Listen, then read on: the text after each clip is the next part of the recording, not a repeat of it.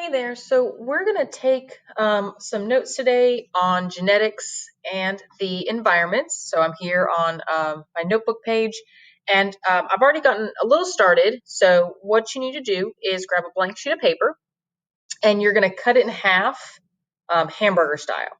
Right? You only want one half of the paper. So if you need to pause this video to grab a piece of paper and cut it in half, go ahead and do that.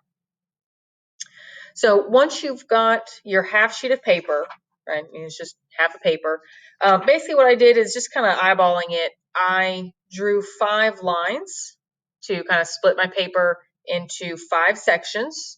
And again, if you need to pause this video to do that, go ahead. So, I mean, I didn't really measure anything. These are just pencils and, not necessarily the straightest of lines, but that's okay. So what I'm going to do next is I'm going to flip this over, and I'm going to give myself about an inch here,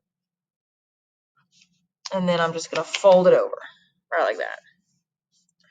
And basically what this did is it allowed me to kind of have a little title area up here.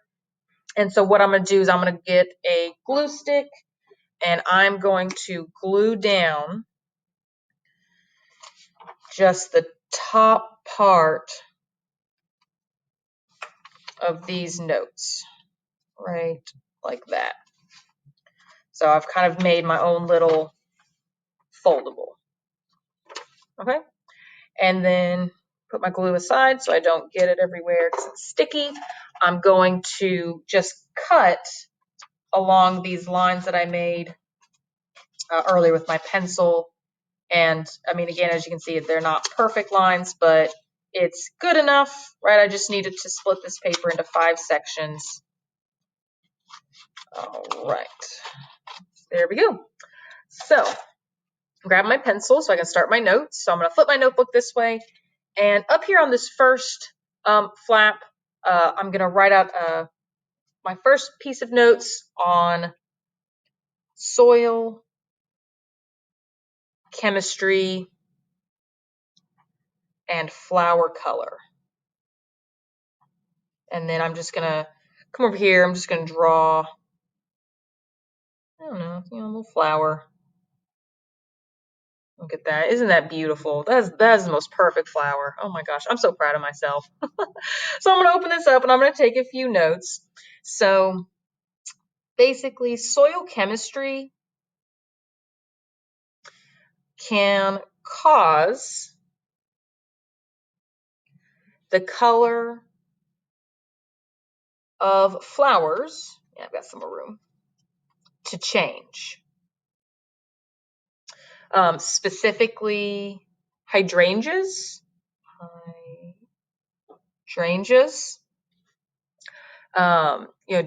depending on the soil's pH.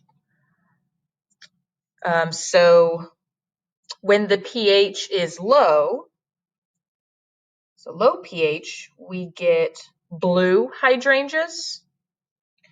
And when there is a high pH, we get, I believe it's pink, yes, pink hydrangeas.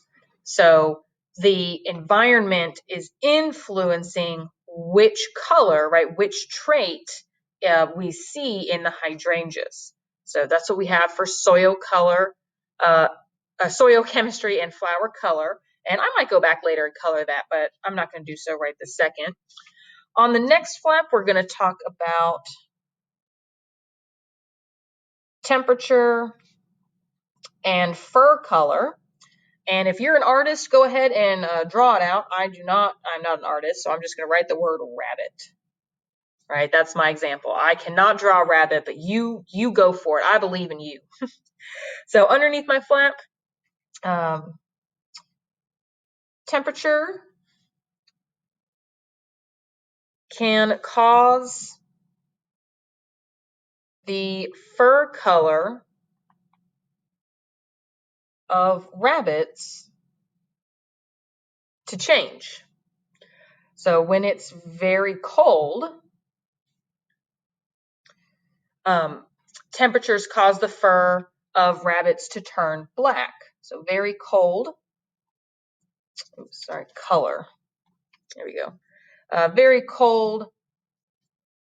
Here we go. Let's just rework this whole sentence. Sorry. Very cold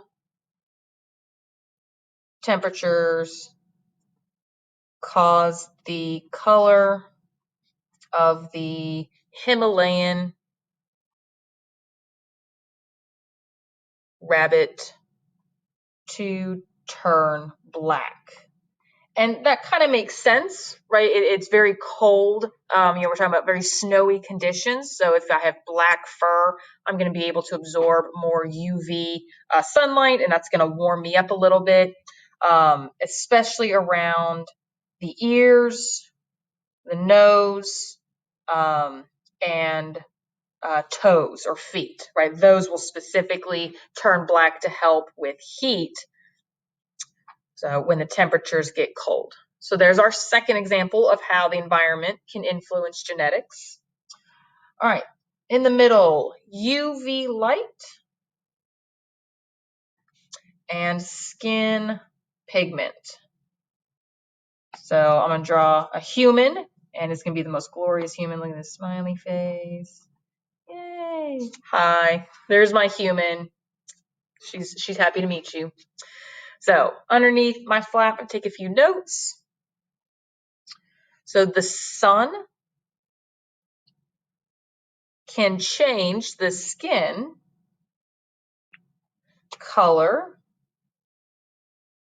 of a person. Specifically, it's a hard word, UV light causes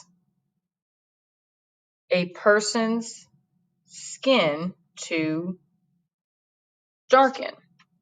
So early humans, right, that lived in intense UV light areas, specifically around the equator, tended to have darker skin, whereas individuals that lived closer to the poles, right, they developed lighter skin. And again, all of this had to do with absorbing UV light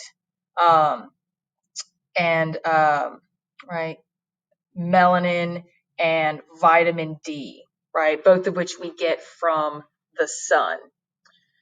So persons living closer to the equator, they did not need quite as much absorption because they were getting intense sunlight all the time.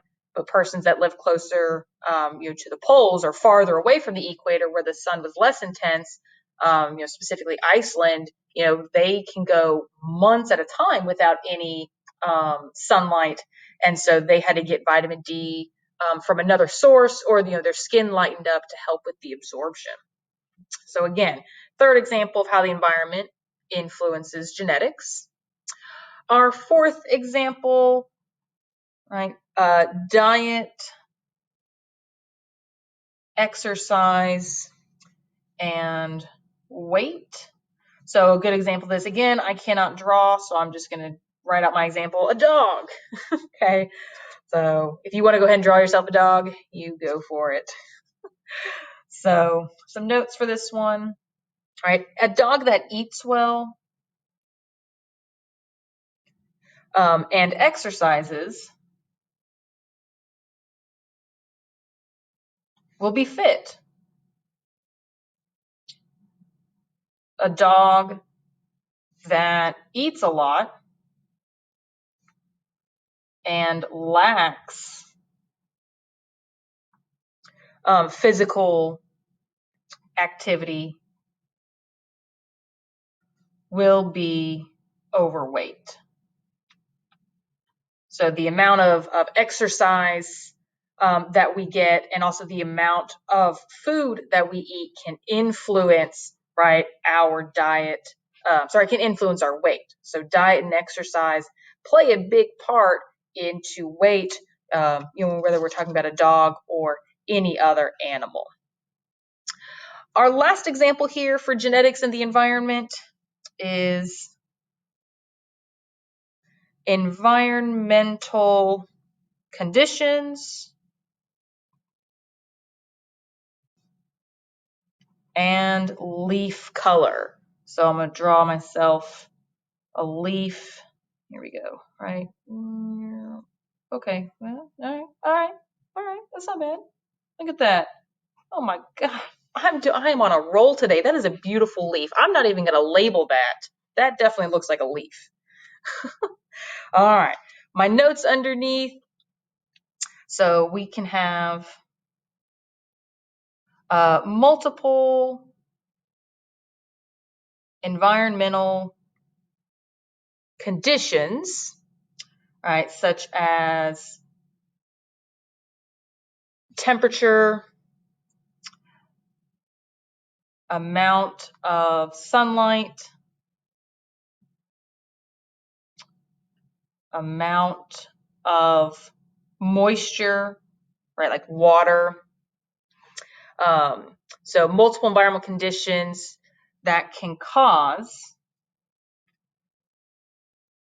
the leaves of plants to change colors. Tree leaves turn yellow, orange, and red when these conditions change.